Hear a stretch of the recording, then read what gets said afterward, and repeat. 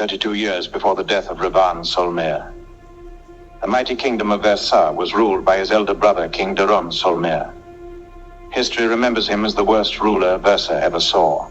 At that time, Revan served as the general of the army, loyal, strong, and powerless under his brother's tyranny. South of Versailles Castle lay the village of Redfen, a land of horse rearers, once proud, now broken. The administration had collapsed. Food was scarce. Horses died of disease. And still the taxes grew heavier. The villagers could take no more. They rose up, led by a man named Darek, a simple horse rearer turned rebel. Months passed. Then came the king's summons. A meeting at the throne hall, a promise of peace. But it was a trap. The doors were locked. King Daron gave the order. Blades were drawn. 50 protesters slaughtered where they stood. Revan, with his sons, Oris and Orwin, watched helplessly from the side. History remembers this event as Burning Hall. The massacre didn't end there. Daron sent his soldiers to Rennes. Kill the families, burn the homes, take the horses, end the resistance. In the chaos, a mother fled with her daughter, barely 4 years old. She ran to the river, soldiers at her back. When she could run no more, she hid the child near the water's edge and turned back to face them. Hours passed. A group in blue found the girl near the river. One of them picked her up and gave her a name, Ria de Noya.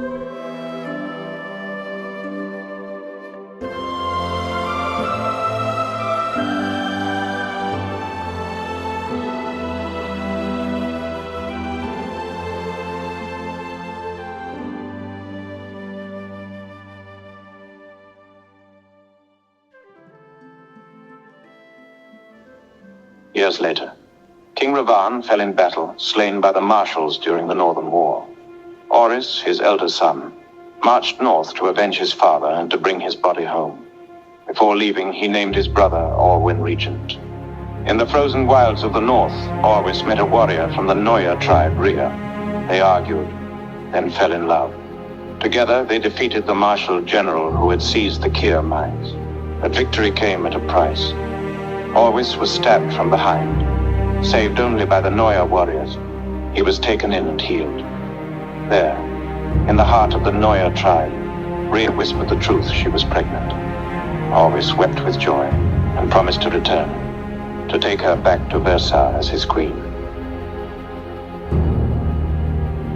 When Orwis returned south, he stopped at a village called Ashendel in north of Versailles border.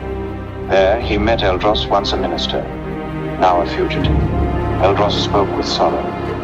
After Oris went to north, the regent Orwin called for a meeting. In the meeting, Orwin declared himself king, said Oris was dead on the hand of marshals. When the council objected, Orwin imprisoned those who disagreed. But Eldros alone escaped. Oris, in shock, rode straight to the castle, his father's body tied behind him. He entered the throne hall, and what he saw, prostitutes on the sacred throne, Orwin in the center laughing. Oris shouted, "You are not suited to be king." Orwin smirked. "Oh, so you've come back. I see you've brought father. Too bad he can't see this pathetic excuse for a prince." Then he raised his hand and commanded the soldiers to execute Oris. The soldiers stepped forward, and the head of Oris rolled across the stone.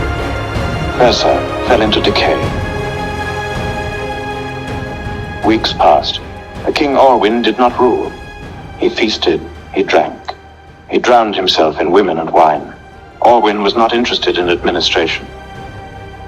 Then the rumor came. Oris's child was alive.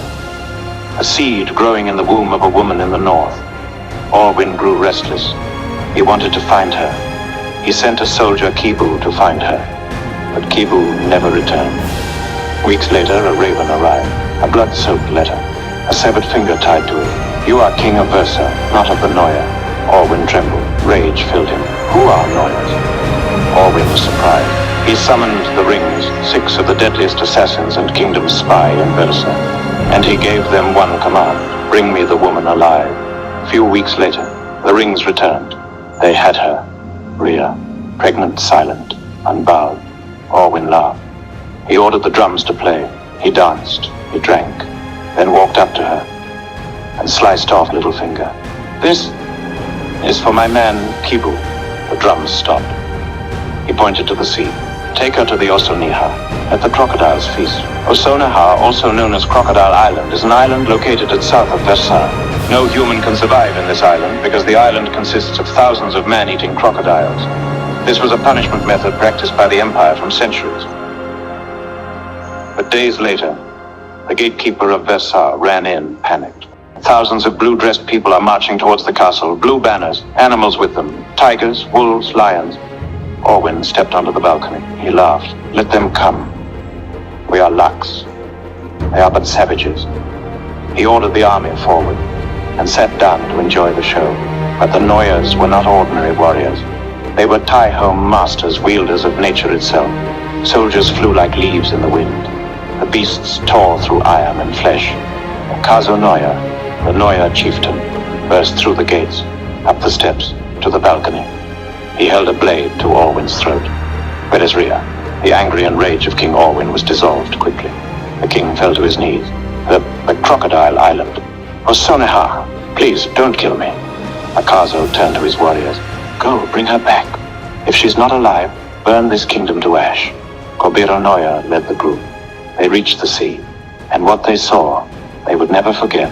Crocodiles lined in rows, forming a bridge of scales. Rhea walking across their backs, returned by the very beasts sent to devour her. Rhea lived.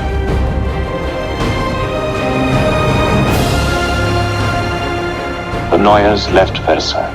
Akazo gave one final warning. "Touch us again, and Versailles will be nothing but dust. It will be vanished from the history. Time moved. Orwyn ruled another 25 years, a king in name only. His shame, his legacy. Versailles prevented the writer of the kingdom from mentioning this shame of Versailles even after centuries. Between all this, there is a secret that Rhea only know. When Rhea fell into the pit, the crocodiles moved, and in the shadows beyond the tree line, she saw him, an old man, silent, watching, and the crocodiles obeyed. The legend of Tai Home, Zenkai.